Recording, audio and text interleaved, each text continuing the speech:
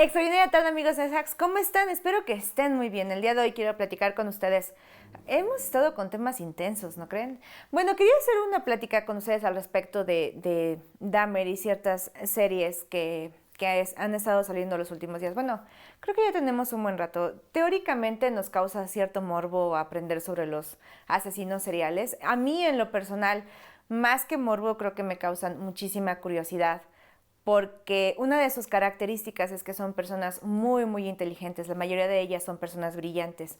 Entonces, creo que es también interesante entender por qué una persona que es brillante y con muchísima inteligencia decide irse hacia una forma brutal de relacionarse con los demás.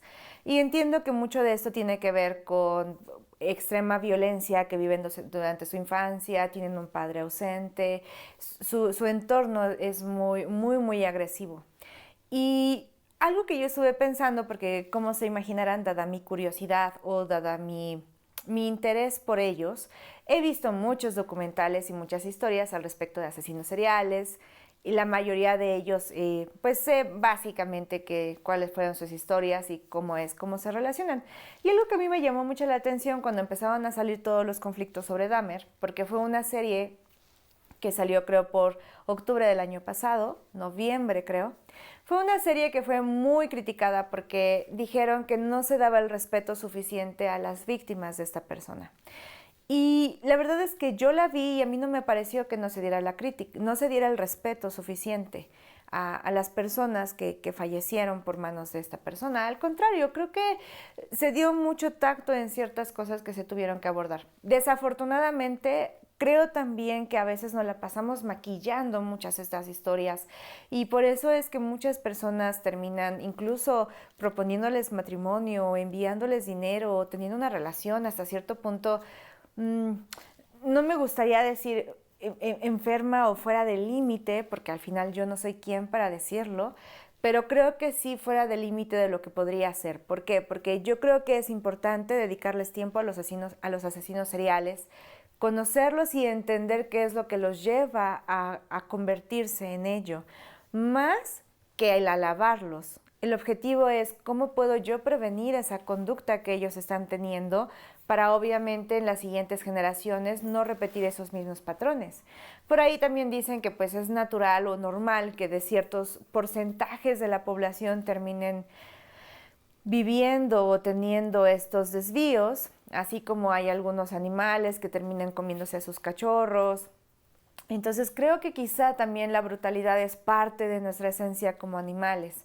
Indistintamente, yo creo que muchos no estarán de acuerdo conmigo si piensan si son religiosos y obviamente ven al humano como un ente más allá, pero creo que indistintamente de lo que nosotros pensamos biológicamente, nuestro ADN, nuestras características fisiológicas, pueden darnos el hecho de que somos mucho más similares a los animales de lo que algunas personas o algunas teorías quisieran creer.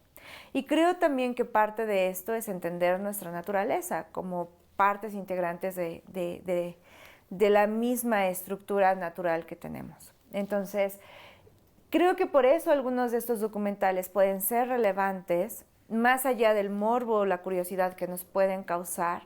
Y creo que es importante hablarlo con sinceridad y a veces incluso un poco crudo, como fue el caso a lo mejor que le pareció a muchas personas sobre el documental de Dahmer, porque fueron explícitos en algunas cosas sobre lo que ocurrió. Pero creo que parte de ese proceso de entender quiénes somos es también entender qué es lo que nuestra sombra, digamos, como seres humanos. Y cuando tú entiendes la sombra, entonces quizá podríamos entender que la perspectiva no es hacia allá. Creo también que a veces nosotros podríamos ser asesinos, no sé si seriales, no sé si todos pudiésemos juntar la suficiente ira y frustración contra el mundo como para mantenerlo sistemáticamente en el tiempo, pero creo que todos nosotros podemos desarrollar estas conductas irascibles, violentas, podemos matar a alguien en un momento de ira. Entonces creo que también es importante comprender que está en nosotros como personas. Que no todos vivimos las mismas características, las mismas condiciones, eso es cierto. Y lo que vivimos es un determinante de nuestra personalidad, también es cierto. Pero creo que si nosotros nos permitimos el irnos saliendo por la tangente y el terminar entonces fomentando ira dentro de nosotros, vamos a terminar en una situación compleja. Por ejemplo, yo no sé si a ustedes les pasa, pero a veces tenemos amigos que en cada fiesta es terminar en golpes. Cada fiesta es terminar discutiendo con alguien. Incluso hay veces que les llamamos mala copa, o no sé si se les siga llamando de la misma forma, pero decíamos, no, no salgamos con fulano o con fulana porque son mala copa y cada fiesta que salimos es terminar en un conflicto o terminar peleándose a golpes. Y esto es porque vamos permitiendo que las actividades de manera constante que vamos realizando se conviertan en hábitos. Entonces llega un momento en el que es normal. Es normal golpear al otro, es normal bajarme de un auto en un semáforo porque alguien me dijo algo que no me gustaba y golpear a esa persona. Es normal azotar mi celular contra la pared cuando mi pareja no me escucha. Es normal caer en esta clase de situaciones cuando para ti así lo permites. Tampoco estoy satanizando la ira. Al final es parte de nuestra composición cerebral. Si no fuese una emoción que formase parte de nuestra composición cerebral, no lo sentiríamos. Entonces, es normal sentir coraje, es normal enojarnos, es normal sentir ira, es normal frustrarme, es normal quizá odiar a alguien. Pero la pregunta sería, ¿por cuánto tiempo decides tú enfrascarte en esa emoción? Es decir, es normal que en este momento me equivoque al estar grabando y me termine enojando conmigo misma. Eso es totalmente normal. Pero ¿cuánto tiempo después voy a terminar con esta emocionalidad incluso en contra mía? Porque a veces somos muy malos jueces de nosotros, más allá de lo que vivimos con los demás. Entonces, creo que es una buena pregunta. Ok, esto es normal, tener estas emociones negativas es normal, pero ¿de qué forma esto lo mantengo a lo largo del tiempo que hace entonces que ahora yo sea percibida como una persona enojona?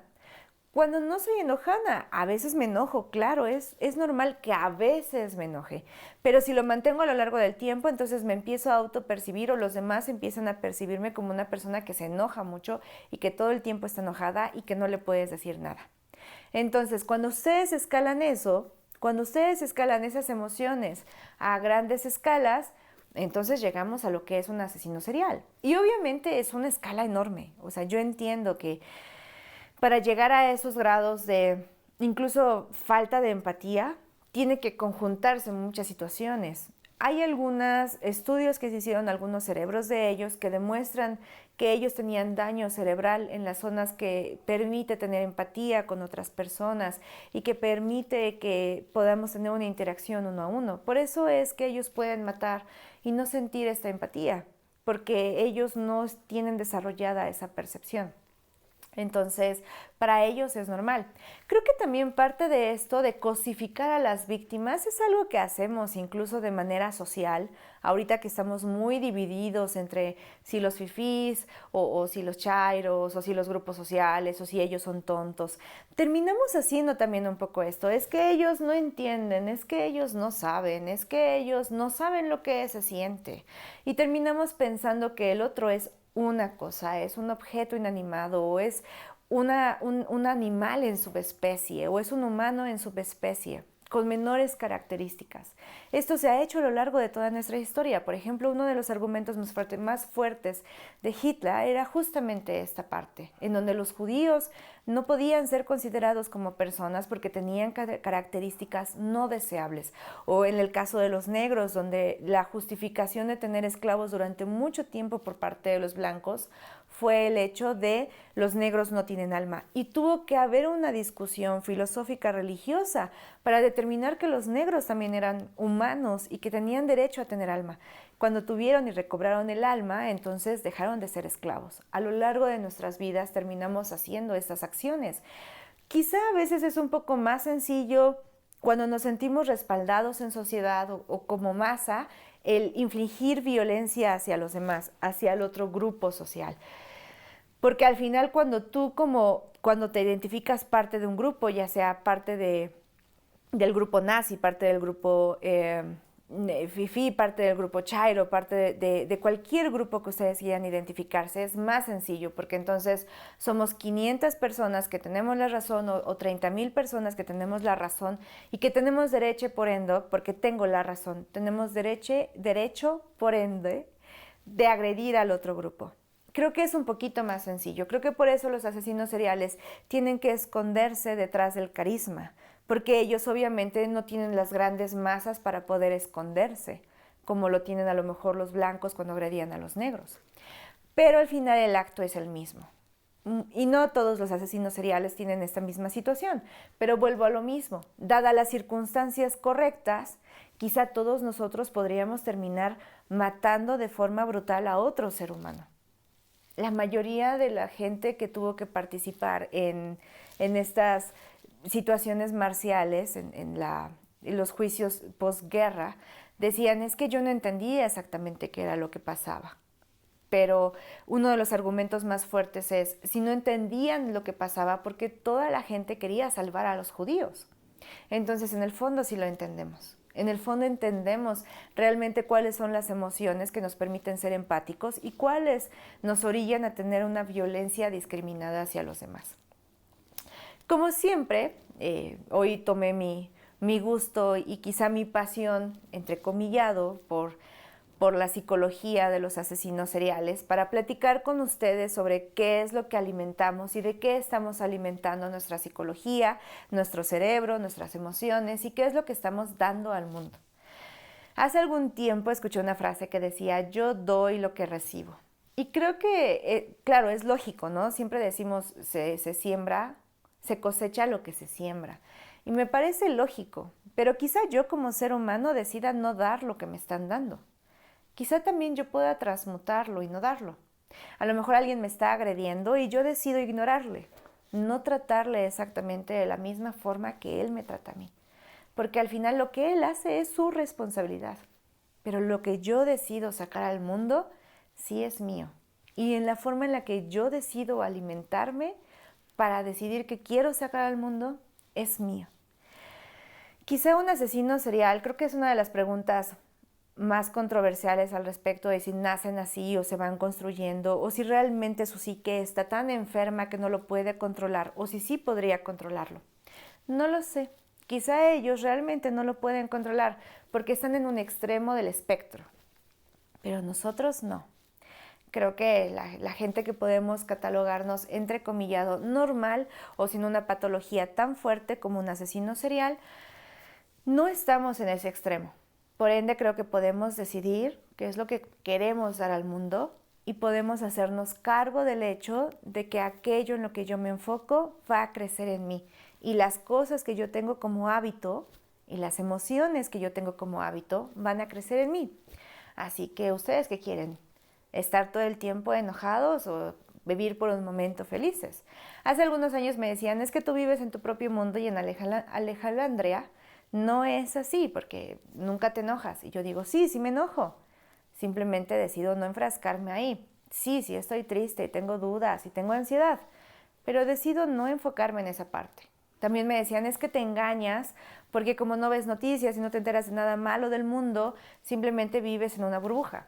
Y no, yo estoy consciente de lo que pasa en el mundo, de las cosas malas que pasan en el mundo. Muchas de ellas incluso las he sentido yo. He tenido versiones de mí que han sido nefastas.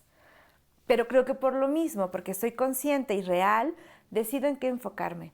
Y así puedo pasar 10 minutos pensando en el riesgo que corro de salir de casa y de que me maten. Sí, es una realidad. Pero entonces decido salir de casa y disfrutar el tiempo que tengo. Y más en este país que tenemos, ¿no creen?